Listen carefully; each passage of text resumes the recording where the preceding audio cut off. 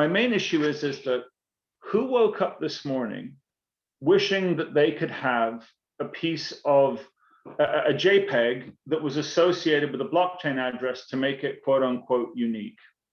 Some may have, right? I don't think it's a burning need. And I think a lot of this comes down to this idea that, like, we're trying to find a way to make more money because streaming doesn't make any money for most artists and creators.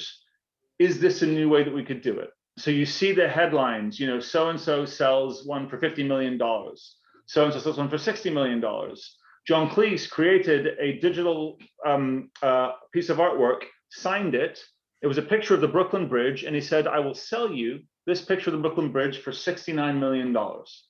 And last I looked, it had hundreds of thousands pledged against it to try and acquire it. So simply put, your JPEG can be limited to a number of 100, right? So you can sell each of those individually, and then those can be traded on an exchange. It's trying to replicate the same type of thing that happened in fine art. So Andy Warhol would create Campbell's soup can, right?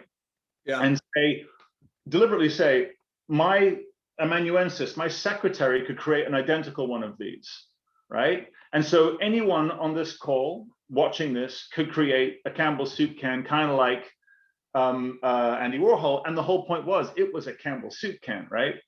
But the difference is that that was a tangible object in the world. If you left it out in the sun, those colors would fade.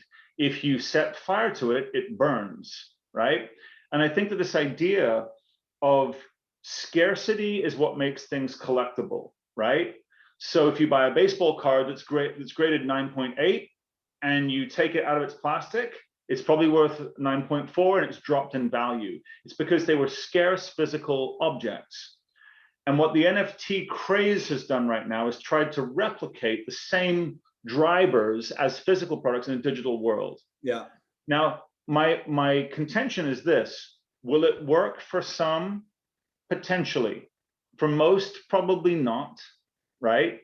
But the main thing in my head is, if someone says it's a limited edition of 87, right, digital objects, there was an 88 because of the first one that went to create it, right? And that one was not tied to a blockchain. That one was not unique. That one did not exist in this way. So you can replicate that. You could also replicate the one that's there minus the blockchain hash. What does it matter? And honestly, for most musicians, I don't think you need to worry about this. I think it's happening. It's going to cool off, and then some innovation will occur within the space. Yeah. Because ultimately, the thing that makes something collectible is it's time dependent, it's unique, it happens only once, it happens twice, you had to be there. Those types of things are all important, right? A poster of Picasso's Guernica and the real thing are fundamentally different if you experience them. They're different. Looking at one digital baseball card and another, which are exactly the same, is not a different experience. And so until we innovate the experiential side, I don't think it's worth people running around trying to create digital art, right?